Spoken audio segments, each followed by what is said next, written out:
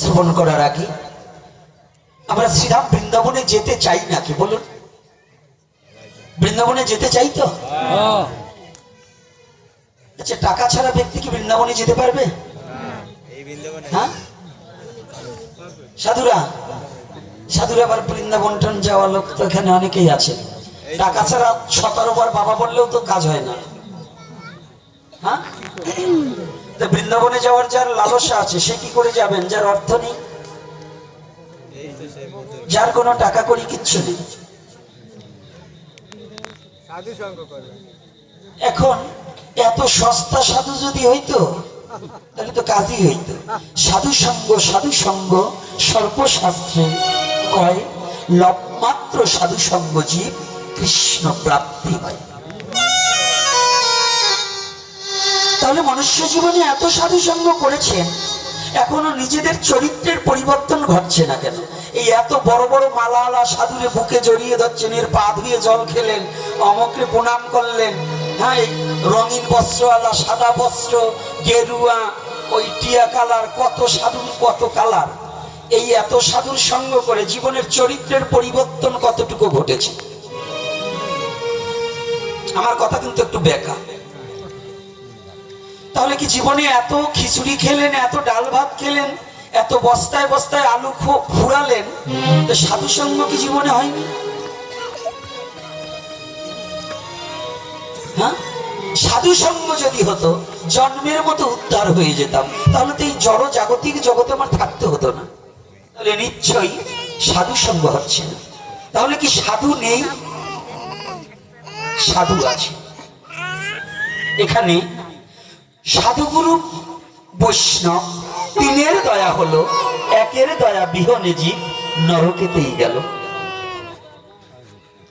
সাধু আমাকে দয়া করেছে, বৈষ্ণব দয়া করেছে, গুরু দয়া করেছে, কৃষ্ণ দয়া করেছে, কিন্তু আমি যদি দয়া করে সেটাকে গ্রহণ না করি তাহলে কি আমার মুক্তি হবে? বলো না গো, রাধে রাধে রাধে। তাহলে আমাদের মুক্তির পথটা নিজের খুঁজে নিতে হবে। কোন গুরুদেব মন্ত্র দিলে আমি মুক্তি পাবো না যদি ওই মন্ত্রটাকে সিদ্ধভাবে জপ না করি। তো ছোট্ট একটা কথা বলে তারপরে যাবো আর এক জায়গায়। একদিন গুরুদেবের সব শিষ্য যে ধনাঢ্য তা নয়, ভগবানের সব ভক্ত যে ধনী তা নয়। তবে হ্যাঁ, যারা শুদ্ধ কৃষ্ণ ভক্ত তারা ধনী।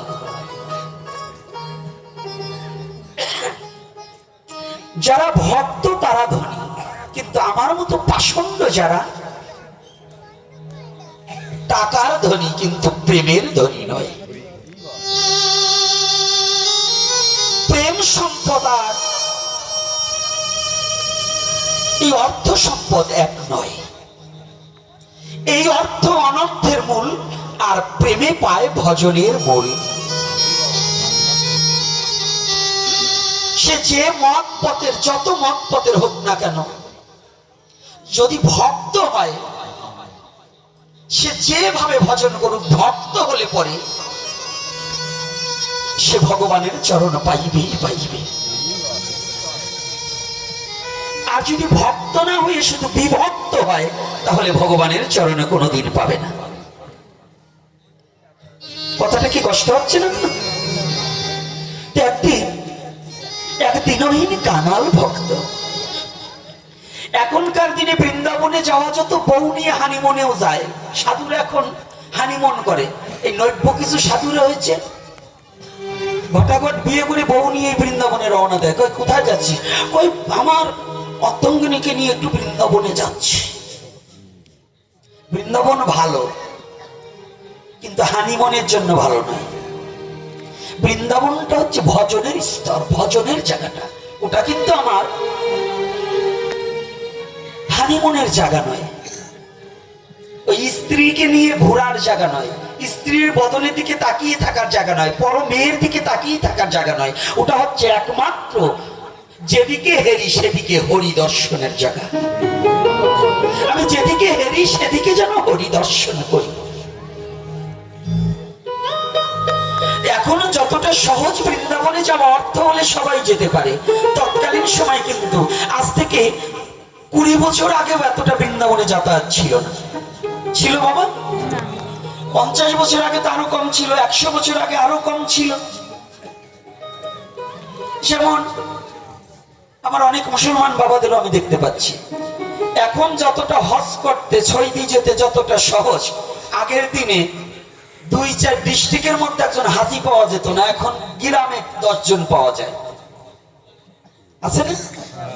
সনাতনী জাতির মধ্যে বৃন্দাবনে যাওয়ার মতো লোক যদি কেউ শুনতো অমুক গ্রামের একজন বৃন্দাবনে যাবে কিংবা বৃন্দাবন থেকে এসেছে, ভিড় পড়ে যেত দেখার জন্য।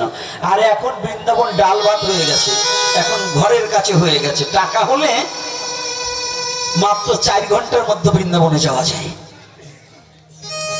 যায় কি না? 4 ঘন্টায় বৃন্দাবন যাবে। তবে এই 4 ঘন্টায় যারা টাকার গরমে বৃন্দাবন যায় তারা বৃন্দা দেখে না, শুধু বনই দেখে আসে। তাদের কিন্তু বৃন্দাকে দর্শন হয় না, রাধা গোবিন্দকে দর্শন হয় না, শুধু বন দর্শন হয় আর কয়টা বানর ঠানুর দর্শন। আর যারা প্রকৃত ভক্তি ভরে ভগবানের ভজন উদ্দেশ্যে নিজেকে উৎসর্গ করার নিমিত্তে ওই ব্রজচন্দ্রকে দর্শনের লালসায় যায়, তারা সত্যিকার অর্থে তারা ওই বৃন্দাবনে গিয়ে আমার শ্রীমতী রাধারানীর চরণ সে দর্শন করতে পারে।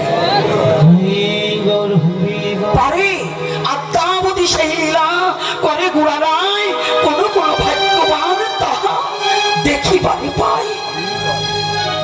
আজও সনাতন ধর্মের লীলা আজও চলছে, সনাতন ধর্মের ভগবান আত্মাবধি লীলা করে চলছে। এই লীলাটা সবাই দেখতে পাই না, কোন কোন ভাগ্যবান তাহা দেখিবারে পায়। কোন কোন ভাগ্যবান, সবার ভাগ্য হয় না। তিলক মালা নিলেই সবাই যেমন সাধু হয় না, শয়তানও তার পিঠ বাঁচাবার জন্য সাধুর বেশ মাঝে মাঝে ধারণ করে। তার মায়ের এড়াবার জন্য, কিল এড়াবার জন্য শয়তানও এসে সাধুর বেশ ধারণ করে।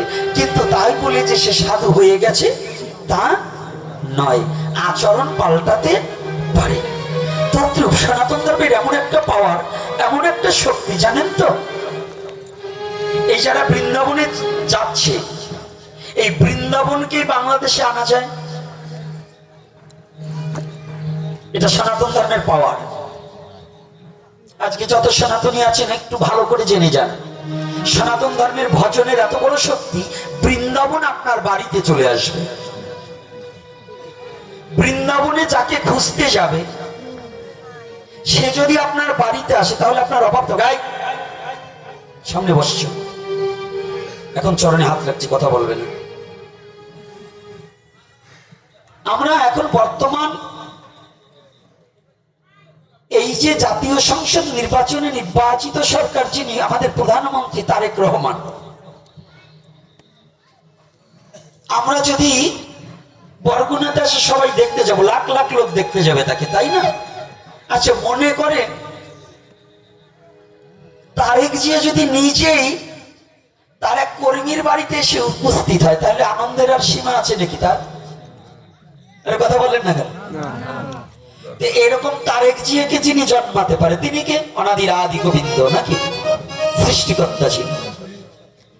তাহলে সেই সৃষ্টিকর্তা লীলা করেছেন কোথায়? শ্রীধাম বৃন্দাবনে। আচ্ছা, ভগবান বৃন্দাবনে লীলা করলেন কতদিন? সীমিত।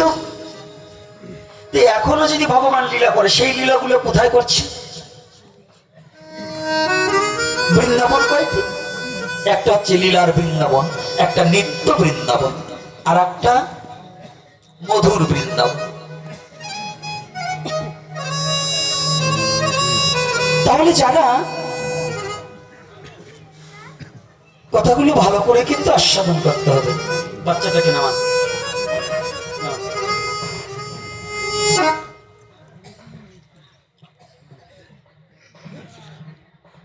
আজকে এক ভক্ত দিনহীন কাঙাল, স্বাদ আছে, বড় স্বাদ হয়েছে, লোকমুখে শুনি গয়ায় গিয়ে পিতামাতার পিণ্ডদান করলে পিতামাতার মুক্তি, গঙ্গায় গিয়ে স্নান করলে জীবনের পাপ মুক্ত হওয়া যায়, আর বৃন্দাবনে গেলে, কাশীতে বারাণসীতে গেলে কাশী বিশ্বেশ্বরকে দর্শন করা যায়, আর বৃন্দাবনে রাধা গোবিন্দকে দর্শন করা যায়। কিন্তু দিনহীন কাঙাল, অর্থবিহীন, আর এ বিশ্ব জগতে জানেন আমাদের সমাজ নিষ্ঠুর সমাজ, যার টাকা আছে সবাই তাকে সম্মান করে, সবাই তাকে ভালোবাসে, কিন্তু কাঙালকে কেউ ভালোবাসতে চায় না। ধনীর সাথে আত্মীয়তা হয়। এ বিশ্ব জগতে যদি কারো মেয়ে ছেলে বিয়ে হয়, দেখবেন যে আপনার বিবাহতে এসে শাড়ি গয়না গাটি টাকা পয়সা দিতে পারবে সবাই তাকে নিমন্ত্রণ করে, কিন্তু বাড়ির পাশে যদি একটা অসহায় পরিবার থাকে, যার কোনো অর্থবিত্ত নেই, ভালো কাপড় নেই, তাকে কিন্তু কেউ নিমন্ত্রণ করতে চায় না। এটাই বর্তমান সমাজের পরিস্থিতি। বলুন, গরিবকে কেউ ভালোবাসতে চায় না। আজ ওই লোকটা হাল চাষ করছে মাঠের ভিতরে, আর একাকি একাকি কাঁদছে দুটি চোখের জলে। আমার বড় স্বাদ জেগেছে, একটু শ্রীরাম বৃন্দাবনে যাব, গয়া কাশী বারাণসী যাব, আমি একটু গঙ্গায় স্নান করে জীবনের সমস্ত পাপ ধৌত করব, কিন্তু হলো না।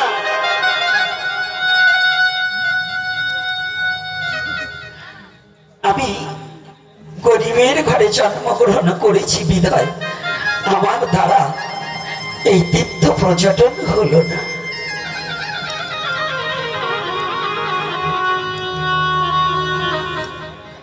জানেন আমাদের নিষ্ঠুর সমাজগুলো কেমন? যার টাকা আছে সবাই তাকে ধার দেয়। কেন দেয়? ওর আছে, আমি একবার ঠেকা পড়লে ও হয়তো আমাকে আবার চালাবে, কিন্তু যার নেই সে হাহাকার করলেও তাকে কেউ একটু ধারও দিতে চায় না, তাকে কেউ দুটো পয়সা ধারও দিতে চায় না। আজ ওই ভক্ত কাঁদছে, কেউ তাকে সহযোগিতা করার নেই। কিন্তু জানেন জীবের নিস্তর লাগি নন্দ সুত হরি, ভুবনে প্রকাশ হলে গুরু রূপ ধরি।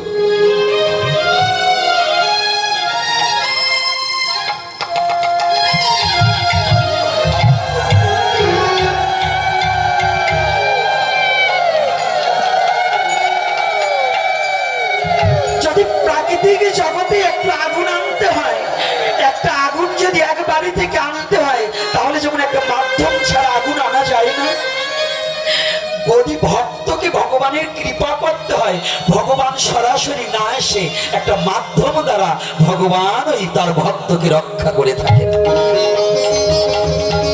একটা মাধ্যম ছাড়া হয় না, একটা মাধ্যম ছাড়া ভগবানও কাউকে রক্ষা করে না। আচ্ছা বলুন তো, বেদি হয়েছে, ডাক্তারের কাছে গিয়েছেন, বললেন কে ভালো করেছে? অমুক ডাক্তার খুব ভালো, সে আমাকে ভালো করে তুলেছে। ডাক্তার তো দূরের কথা, ডাক্তারের বাবার আপনাকে ভালো করার শক্তি আছে যদি ভগবান ভালো না করে? তাহলে ভগবান ভালো করছে কার মাধ্যম দিয়ে? ডাক্তারের মাধ্যম দিয়ে। তদ্রূপ জীব যখন বিপদে পড়ে যায়, যদি শুদ্ধ ভক্ত যখন পথ হারা হয়ে যায়, পথভ্রষ্ট হয়ে যায়, ওই পথ হারা ভক্তকে পথে সঠিক পথে নেওয়ার জন্য চৈতন্য গুরুরূপে ভগবান নিজেই অবতীর্ণ হয়ে আসে।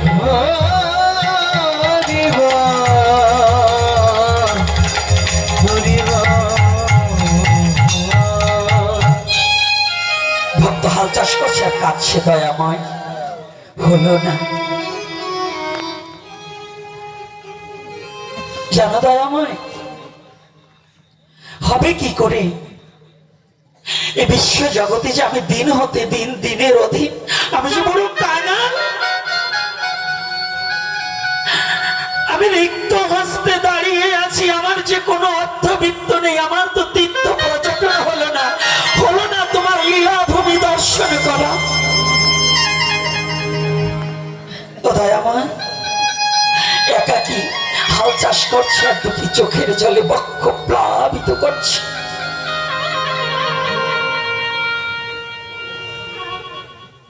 চোখের জলে বক্ষ প্লাবিত করে দিচ্ছে। হঠাৎ করে কৃষ্ণ যদি কৃপা করে কোন ভাগ্যবানে, কোন ভগবানে গুরুয়ন্ত্রজামি রূপে শিখায় আপনে, শিখায়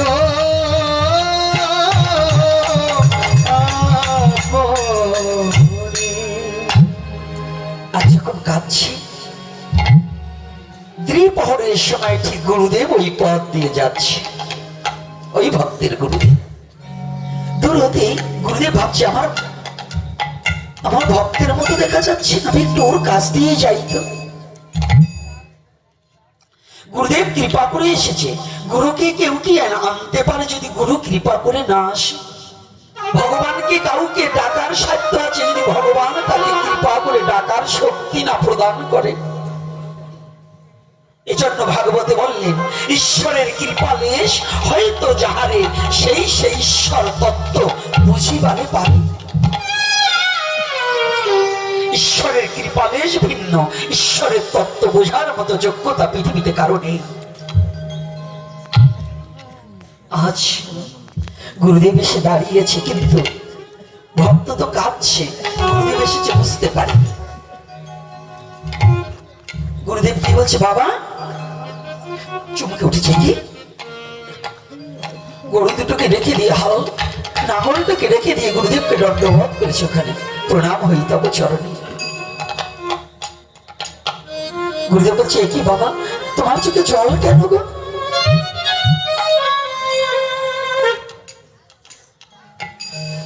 একাকি হাল চাষ করছো আর কাঁদছো কেন? কি দুঃখ তোমার বলো?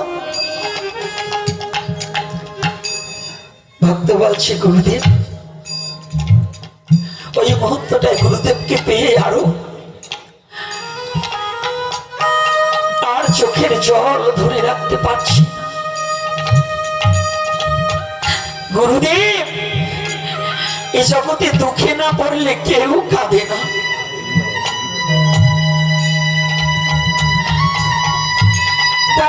তোর কি দুঃখ বাবা, তুই এমন করে কাঁদছিস কেন একাকী নিরজনে?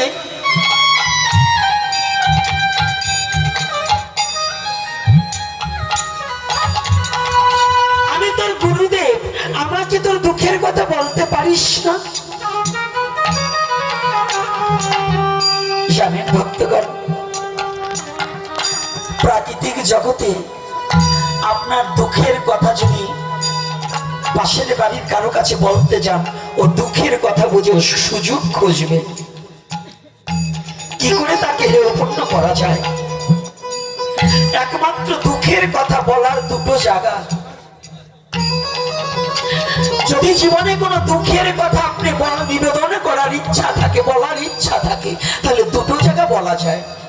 একটা হচ্ছে পরম দয়াল গুরুদেবের কাছে, আর একটা জায়গা হচ্ছে আমার অনাদির আদি গোবিন্দের চরণে।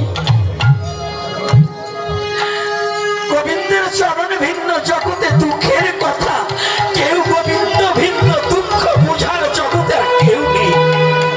গোবিন্দ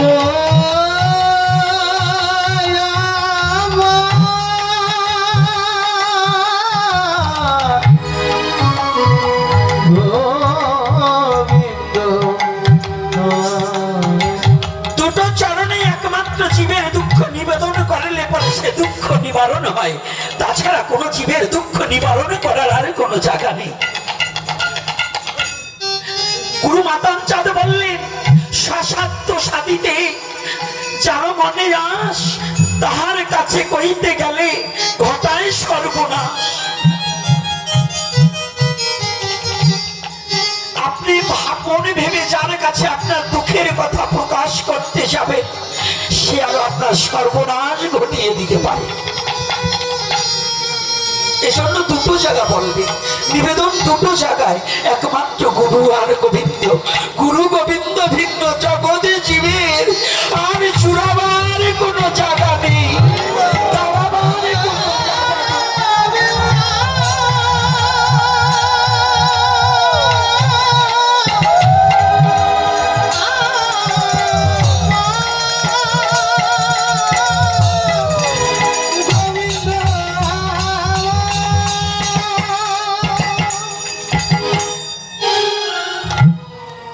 আমি তোর গুরুদেব বলছি, তুই আমার কাছে বল বাবা।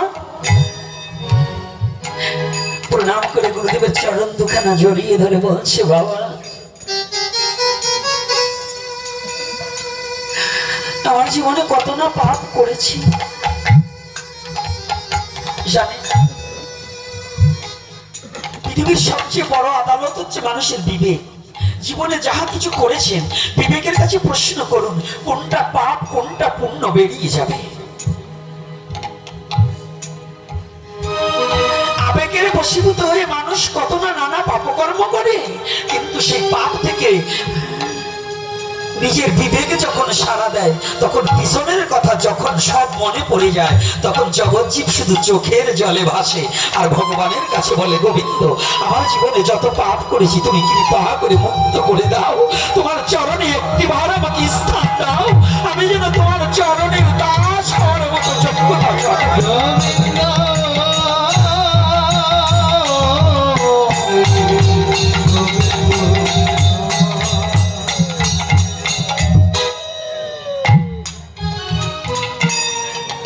জানো বাবা, আমার ইচ্ছা ছিল আমি একটু বৃন্দাবনে যাবো, আমি গয়ায় যাবো, কাশিতে যাবো, আর একটু গঙ্গায় গিয়ে স্নান করে আমার এই জীবনটাকে ধন্য করবো। হলো না। কেন হলো না রে বাবা? আমার যে কোনো অর্থ নেই। আমার স্বাদ আছে কিন্তু সাধ্য নেই। তাই বাবা, সত্যি তুই বৃন্দাবনে যাবি? হ্যাঁ, তাহলে আমার সাথে চল, আমি তোকে বৃন্দাবনে নিয়ে যাচ্ছি। গুরু মুখ পদ্ম বাক্য হৃদয়ে করিয়া ঐক্য আর না করিও মনে আশা, চক্ষু দান দিল যেই জন্মে জন্মে প্রভু সেই দিব্য জ্ঞান হৃদে প্রকাশ।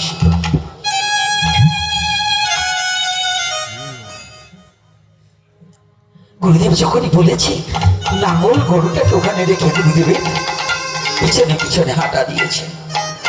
জানেন, আর একটা কথা মনে পড়ে গেছে, কেমন গুরু ভক্ত। আমার প্রথম গুরু শ্রী শ্রী গোপাল চাঁদ গোস্বামী, দ্বিতীয়বার যাকে গুরুরূপে বরণ করে নিয়েছি 178 শ্রীল মুরারি মোহন দাস বাবা, এনার গুরুদেব তিনকড়ি বাবা, নিত্যানন্দ বংশ, নিত্যানন্দ প্রভুর বংশধর। ইনি ব্রাহ্মণ কুলে জন্ম। তিনি হাল চাষ করছে, তৎকালীন সময় তো হাল চাষ করেই অনেকের জীবন। তো পাশ দিয়ে গুরুদেব যাচ্ছে, গুরুদেব শুধু বলছে, উনি যখন হাল চাষ করে ফিরে দেখতে পায় গুরুদেব যাচ্ছে, তো বলছে, বাবা কোথায় যাচ্ছে? বৃন্দাবনে যাচ্ছি। তুই যাবি আয়, কথাটা খেয়াল রাখবি, তুই যাবি আয়। গুরুদেব শুধু বলেছে। ওখানেই বলছে, তো একটু দাঁড়ান।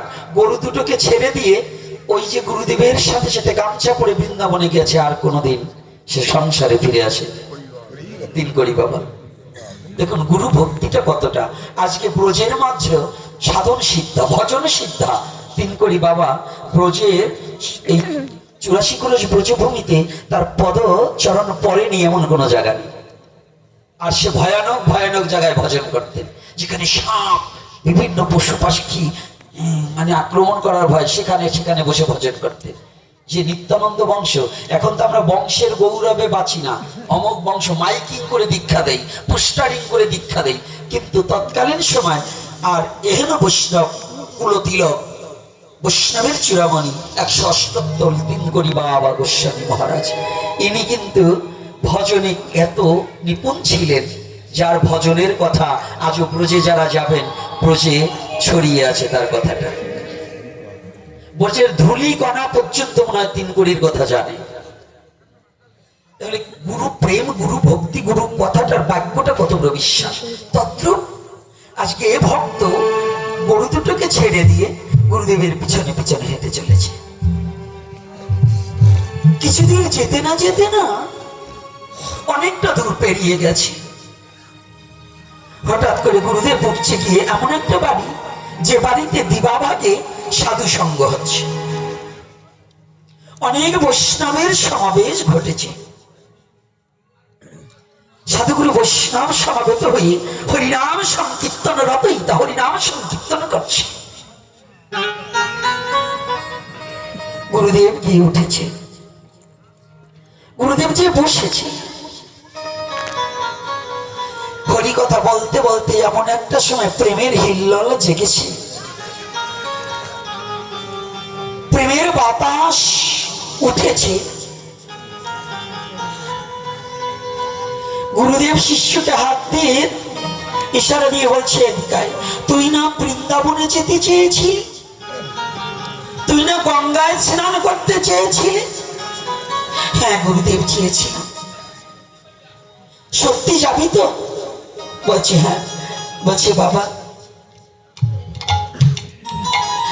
যে বৃন্দাবনে তুই যাবি সেই বৃন্দাবন আজ যদি তোর কাছে আসে, যে গঙ্গায় অবগাহন করার জন্য, পাপ ধৌত করার জন্য যাবি, সেই গঙ্গার চেয়েও কোটি গঙ্গা যদি তোর সম্মুখে এসে উপনীত হয়, গুরুদেব আপনার বাক্য সত্য, আপনি যদি বলেন তাহাই হবে, আপনি বলুন। গুরুদেব পিছনে থেকে পথ যোজনা করে একটা পদ বললেন,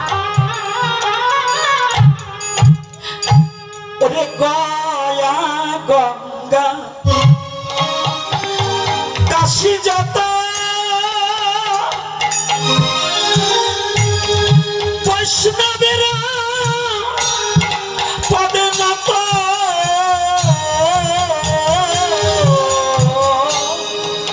গয়া গঙ্গা কাশী যত বৈষ্ণবের পদে নত, গয়া গঙ্গা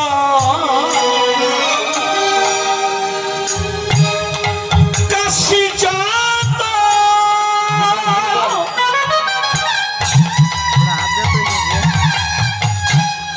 এই বৈষ্ণবের পদে নত,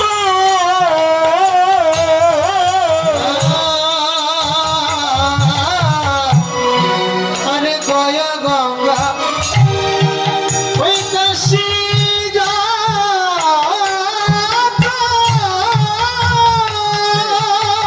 এই বৈষ্ণবের পদে নত, এই বৈষ্ণবেরই